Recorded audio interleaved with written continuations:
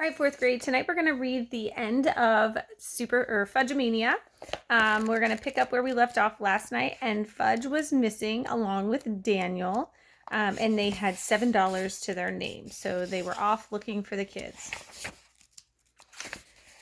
They can't get far on $7, I said. Peter, please, Mom said. A few minutes later, Mrs. Mannheim pulled up in a red sports car.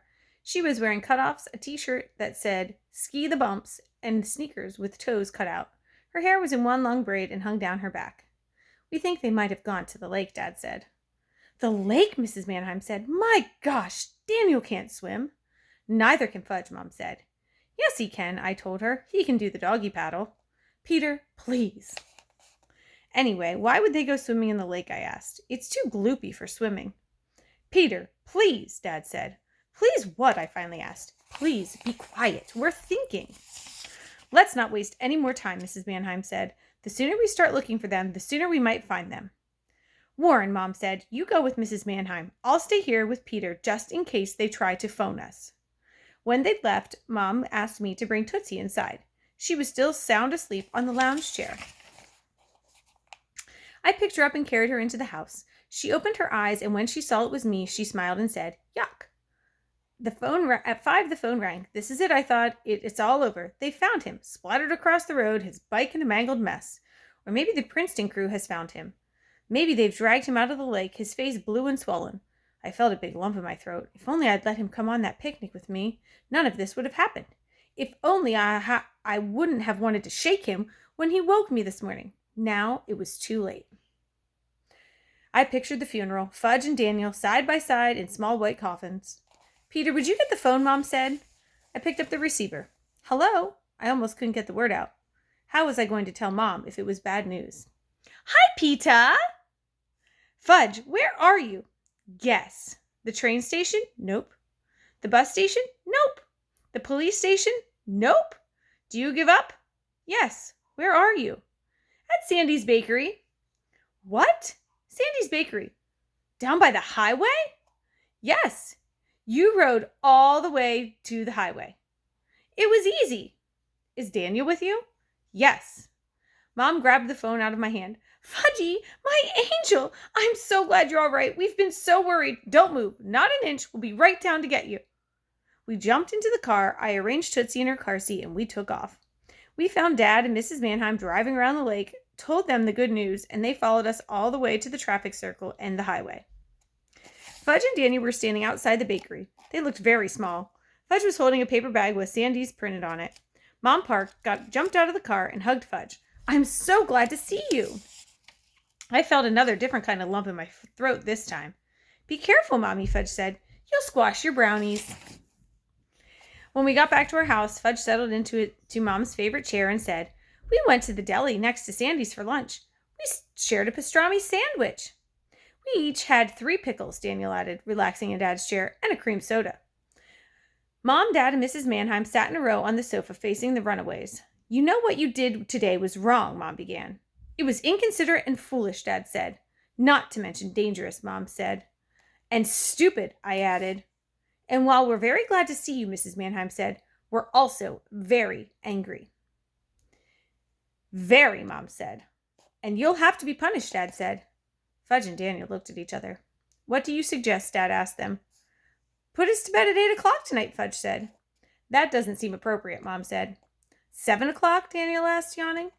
Yes, Mrs. Mannheim told him, because you're tired. But that's not a suitable punishment. Why don't you take away their bicycles for a month, I suggested, expecting everyone to shout, Peter, please. Suddenly, the room was very quiet. No, Fudge shouted. Not fair, Daniel hollered. Mom, Dad, and Mrs. Mannheim exchanged looks. I think that makes a lot of sense, Dad finally said.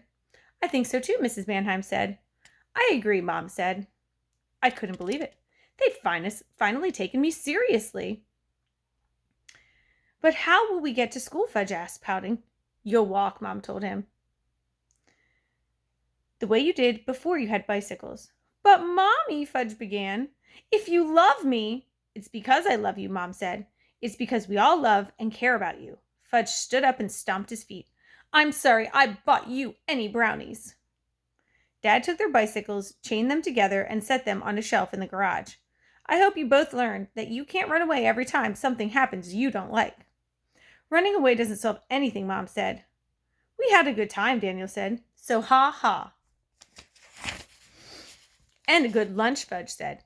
And we showed you we are old enough to ride to the lake. So there. Oh, no, you didn't, Dad said. You showed us you aren't ready for the privilege of riding your bicycles. Fudge and Daniel looked at each other, and this time they both started crying.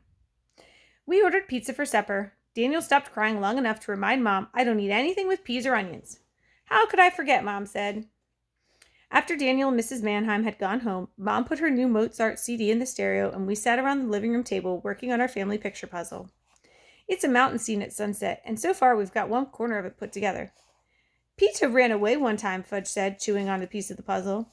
I took it away from him and said, I thought about running away, but I never went through with it. I found a matching piece and snapped it into place.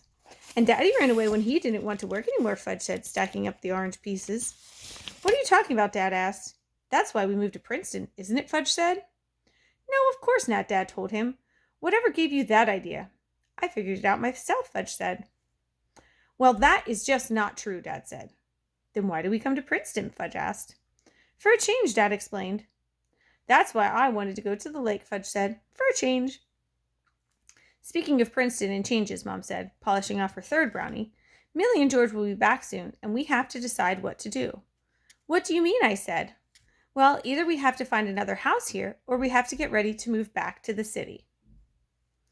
You mean we have a choice? I asked.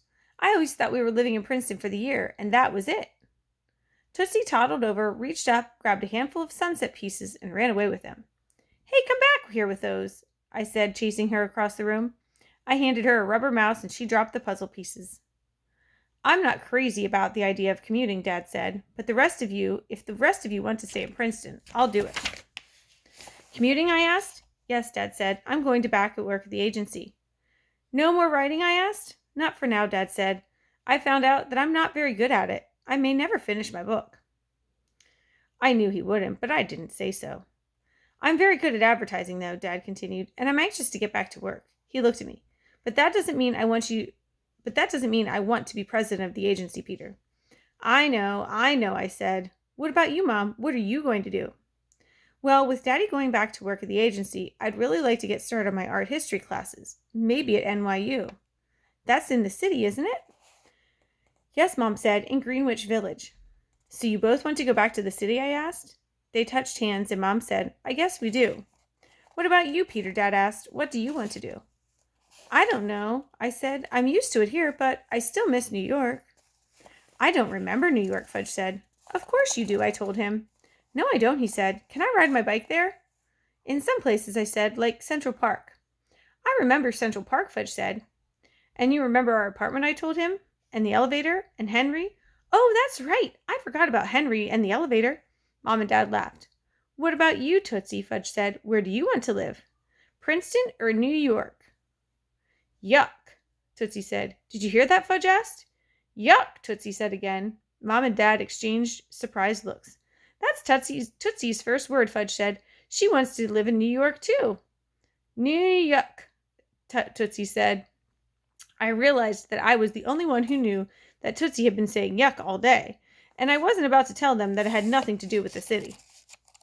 That makes it unanimous, Fudge said. What a big word, Mom said. I know a lot of big words, Fudge told her. You'd be surprised at how many big words I know. Fudgy, Mom said, you're just full of surprises. So we're going back, I thought. Back to the Big Apple. Back to our apartment. Back to Jimmy Fargo. And Sheila Tubman. And my rock in the park. Back to Walking Turtle. And back to the Pooper Scooper. But it's worth it. It's all worth it. I picked up Tootsie and swung her around. I couldn't help laughing. And Tootsie laughed too.